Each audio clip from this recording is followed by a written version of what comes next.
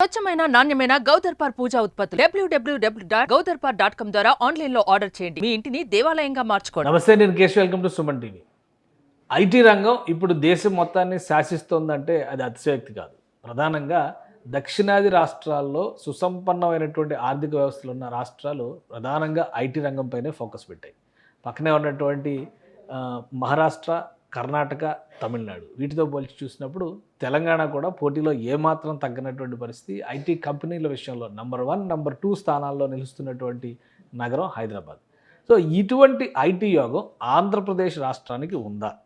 తెలంగాణలో ఐటీ బీజాలని ఒక రకంగా ఉమ్మడి ఆంధ్రప్రదేశ్లో హైదరాబాద్లో ఐటీ బీజాలని నాటిన చంద్రబాబు నాయుడు ఏపీకి మళ్ళీ ఆ గ్లామర్ తీసుకురాగలుగుతారా? గత 5 ఏళ్లలో జరిగినటువంటి నష్టం వల్ల గతంలో చేసిన ప్రయత్నాలన్నీ మళ్ళీ జీరో నుంచి మొదలు పెట్టాల్సిన పరిస్థితిని సృష్టించాయా? ఈ అంశం పైన విశ్లేషణ చూద్దాం. మనతో పాటు అనలిస్ట్ చందు శ్రీనివాస్ గారు. నమస్కారం. నమస్కారం. ఐటీ అంటే ఇప్పుడున్నటువంటి మోడర్న్ ఏజ్ రంగాల్లో అది చాలా కీలకమైనటువంటి రంగం. ఇటు మహారాష్ట్ర, కర్ణాటక, తమిళనాడు ఐటీ మీద బాగా ఫోకస్ చేసినాయి. ఉత్తరాదిలో ఉన్నటువంటి ఢిల్లీ, పంజాబ్ లాంటి రాష్ట్రాలు కూడా దానిపైన కాన్సన్ట్రేట్ చేసినాయి. తెలంగాణ రాష్ట్రం ఇప్పుడు తనదైన శైలిలో ఐటీలో దూసుకుపోతుంది. ఆంధ్రప్రదేశ్ పరిస్థితి ఏంటి, భవిష్యత్తు ఏంటి ఈ విషయంలో? డెఫినెట్గా అండి, పక్కనున్న హైదరాబాద్ని మనం ఆదర్శంగా తీసుకోవాల్సిందే. ఎందుకంటే ఆ రోజు బీజాలు వేసింది చంద్రబాబు నాయుడు గారే. ఇప్పుడు ఈ రోజును చూసుకుంటే 2.68 లక్షల కోట్ల ఎగుమతులు ఒక ఐటీ ద్వారానే హైదరాబాద్ జరుగుతుంది. అంటే fastest growing city in the world Hyderabad రూపాంతరం చెందుతుంది. ఇప్పుడు దాదాపు 1500 ఐటీ కంపెనీలు ఉన్నాయి. మరి ఎక్కడ హైదరాబాద్. అదే పక్కనున్న చెన్నైలో అయితే 2000 కంపెనీలు ఉన్నాయి. ఇక కర్ణాటకలో అయితే 3000 ఐటీ కంపెనీలు ఉన్నాయి. మరి ఆంధ్రప్రదేశ్లో పట్టుమనే 10 ఐటీ కంపెనీలు కూడా చవటానికి లేవు సార్. ఉన్నాయి కూడా మీరు ఏ విధంగా నిర్వీర్యం చేశారో మీకు అన్నీ తెలియంది కాదు. గత 5 సంవత్సరాల్లో తీర ప్రాంతం అంతా ఉండి 974 కిలోమీటర్ తీర ప్రాంతం ఉండి విశాఖపట్నం కాస్మోపాలిటన్ సిటీ, తర్వాత అమరావతి ఉంది, విజయవాడ ఉంది. ఎందుకు ఐటీ కంపెనీలు తాలైపోయారు అనేది ఇప్పటికీ ప్రశ్నే. 15 లక్షల కోట్ల పెట్టుబడులు వచ్చినాయి అన్నారు, ఎవరు కూడా ముందుకు రాల. 5 సంవత్సరాలు ఎందుకు అంత నిర్లక్ష్యానికి గురైంది? ఇప్పుడైనా మీరు అన్నట్టుగా ఆ యోగం ఉందా అంటే డెఫినెట్గా చంద్రబాబు నాయుడు కొనుక్కున్న అనుభవం, ఆయనకి ప్రపంచవ్యాప్తంగా ఉన్న ఇది కరెక్ట్గా పనిచేస్తుంది. ఇప్పుడు ఐటీ శాఖ మంత్రిగా లోకేష్ గారు ఉన్నారు కాబట్టి ఐటీ ఇండస్ట్రీ తీసుకొచ్చే అవకాశం ఉంది.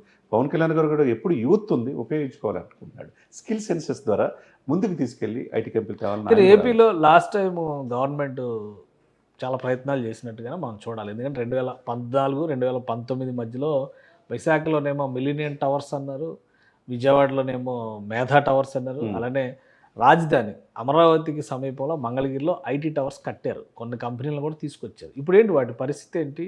ఆ ప్రయత్నం గత 5 ఏళ్లలో ఏ విధంగా ముందుకెళ్ళింది? అవి నిరుపయోగంగా ఉన్నాయండి. పూర్తి కాల అది పూర్తిగా అమలు చేయాల్సిన బాధ్యత ఇప్పుడు ఈ ప్రభుత్వానికి ఉంటుంది.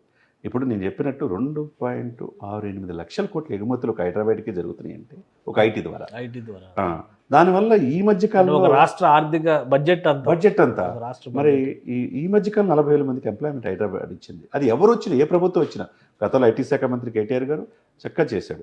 అంతకుముందు వైఎస్ రాజశేఖర రెడ్డి గారు, తర్వాత ఇప్పుడు రేవంత్ రెడ్డి గారు వచ్చిన ఐటీని బేస్ చేసుకొని ఇప్పుడు చంద్రబాబు గారు ఐటీ మినిస్టర్ యుఎస్ టూర్లో ఉన్నారు. 50,000 కోట్ల పెట్టుబడులు తీసుకురావడానికి ఉన్నారు.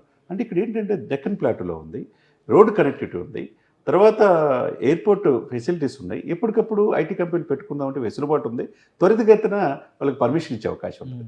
అప్పుడు ఇంట్రెస్ట్ చూపిస్తాయి రావడానికి. అంటే ఇంటర్నేషనల్ కనెక్టివిటీ ఉంది కాబట్టి. దీంతో పాటు అండి ఐటీ రారాజుగా ఈరోజు హైదరాబాద్ రూపాంతరం చెందుతుందంటే డెఫినెట్గా ఆంధ్రప్రదేశ్ కూడా ఐటీ రాజుగా తీసుకురావచ్చు. తీసుకొచ్చే అవకాశం ఈ పాలకులకు ఉండాలి. మంచి మెజార్టీతో వచ్చింది కాబట్టి చంద్రబాబు నాయుడు గారు, పవన్ కళ్యాణ్ గారికి, ఐటీ మంత్రిగా లోకేష్ గారికి ఆ బాధ్యత ఉంది. ఇకపోతే ఈ రంగంలో 9.46 లక్షల మందికి ఉపాధి కలుగుతుంది ఒక హైదరాబాద్లోనే. అంటే చూడండి, దాని మీద ఆధారపడి అనేక రకాల ఫుడ్ ప్రాసెస్ ఆర్థిక వ్యవస్థ నడుస్తుంది కదా. అది ఇప్పుడు టార్గెట్ 2025కి ఏం పెట్టుకున్నారు? 11 లక్షల మందికి ఉద్యోగులకు ఎంప్లాయ్మెంట్ చేయడానికి తెలంగాణ ప్రభుత్వం, ముఖ్యంగా హైదరాబాద్ ఉపాధి 2025 నాటికి 11 లక్షల మందికి తీసుకెళ్తానికి ముందుకెళ్తుందంటే దీన్ని చూసి మనం నేర్చుకోవాల్సిన అవసరం ఉంది కదా.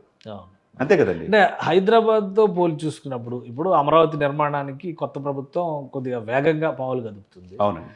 అటువైపు ఆంధ్రప్రదేశ్లో ఇటు అమరావతి, అలానే శ్రీ సిటీ, తిరుపతి, వైజాగ్, ఈ మూడిట్లో ఐటీకి అనుకూలమైనటువంటిది ఏది? ఐటీ పైన ఫోకస్ పెట్టాలంటే ఏ నగరం పైన గవర్నమెంట్ ఫోకస్ పెట్టే అవకాశాలు ఉన్నాయి? డెఫినెట్గా అండి, గుంటూరు, విజయవాడ మధ్య నాగార్జున యూనివర్సిటీ పరిస్థితుల్లో డెఫినెట్గా ఐటీ కేంద్రీకరించవచ్చు. మీరు అన్నట్టు Sri City up to Chennai వరకు ఉంది కాబట్టి అక్కడ ఎక్కువగా ఎంప్లాయ్మెంట్ కల్పించవచ్చు. దీంతోపాటు ఈ మధ్య చంద్రబాబు నాయుడు గారు పోలింగ్ ఇంటర్వ్యూలో చెప్పాడు, నేను ఆర్టిఫిషియల్ ఇంటెలిజెన్స్ కేంద్రాలుగా గుంటూరుని, అమరావతిని, విశాఖపట్నాన్ని ముందుకు తీసుకెళ్తా అన్నాడు. మరి ఆ విధంగా తీసుకెళ్లే పని అయితే కనుక ఫ్యూచర్ అంతా ఆర్టిఫిషియల్ ఇంటెలిజెన్స్ ద్వారానే ఉంది. ఈ టెక్నాలజీతో పాటు అందిపుచ్చుకునే అవకాశం ఉన్నది. అనేక ఇంటర్నేషనల్ కంపెనీలు, మైక్రోసాఫ్ట్ గారి నుంచి మిగతా కంపెనీలు, గూగుల్, ఇవన్నీ, ఫేస్బుక్, ఇన్స్టా, ఇవన్నీ వచ్చే అవకాశం ఉంది. వాళ్ళ పెద్దలతో మాట్లాడి డెఫినెట్గా ఈరోజు రేవంత్ రెడ్డి గారు చేసే ప్రయత్నం కమింగ్ 1 or 2 monthsలో చంద్రబాబు నాయుడు గారు ఐటీ మంత్రిగా, లోకేష్ గారు కూడా ఇతర దేశాలు వెళ్ళి డెఫినెట్గా ఆంధ్రప్రదేశ్ నుంచి వెళ్ళి వివిధ కంపెనీలు సీఈఓగా తెలుగు వాళ్ళు ఉన్నారు. వాళ్ళు ఆంధ్రప్రదేశ్ అభివృద్ధి కోసం నడిపించాల్సిన అవసరం ఉంది.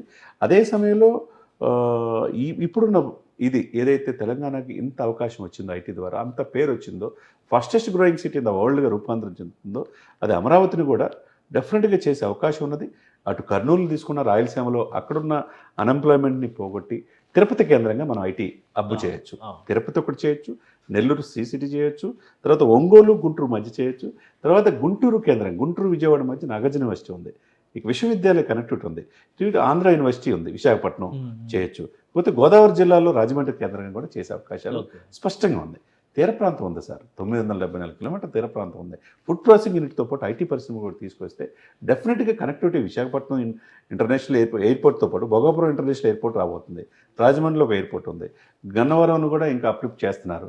మరి ఇంత తిరుపతి ఎయిర్పోర్ట్ ఉంది, ఇంత ట్రాన్స్పోర్ట్ ఫెసిలిటీతో పాటు రోడ్ కనెక్టివిటీ ఉంది. కాబట్టి హైదరాబాద్ అంత కాకపోయినా దాన్ని ఆదర్శంగా తీసుకొని అమరావతిని తీసుకొస్తే మీరన్నట్టు ఇందాక 2.5 లక్షల కోట్ల బడ్జెట్ రాష్ట్ర ప్రభుత్వ బడ్జెట్తో సమానం. 2.68 లక్షల కోట్ల ఆదాయం ఎగుమతులు జరుగుతుందంటే అది అందిపుచ్చుకొని ఈ కూటమి ఆంధ్రప్రదేశ్లో ముందుకు తీసుకెళ్తే కనుక ఉజ్వలమైన భవిష్యత్తు ఆంధ్రప్రదేశ్కి ఉండే అవకాశం ఉన్నది. రైట్. థ్యాంక్ యూ శ్రీనివాస్ గారు. ఇది ఆంధ్రప్రదేశ్లో ఐటీ అభివృద్ధి చెందడానికి అన్ని అవకాశాలు ఉన్నప్పటికీ ప్రభుత్వం గతంలో ఉన్నటువంటి 5 ఏళ్లలో ప్రభుత్వం నిర్లక్ష్యం చేయడం అనేది ఆ వేగం మందగించింది. ఇప్పుడున్నటువంటి పరిస్థితుల్లో ఏపీలో ఉన్నటువంటి కీలక నగరాలపైన ఫోకస్ పెట్టడం ద్వారా ఐటీ పరిశ్రమని మరింత విస్తరింపజేయడానికి ఆస్కారం ఉంటుందని, రాబోయే రోజుల్లో ఐటీ ద్వారానే పెద్ద ఎత్తున ఉద్యోగ కల్పన కూడా మార్గం ఉందనేది చంద్ర శ్రీనివాస్ చేస్తున్నటువంటి విశ్లేషణ. ఇది special discussion. Keep watching. Suman టీవీలో మీ పర్సనల్ అండ్ బిజినెస్ ప్రమోషన్స్ కోసం కింది నెంబర్కి కాంటాక్ట్ చేయండి.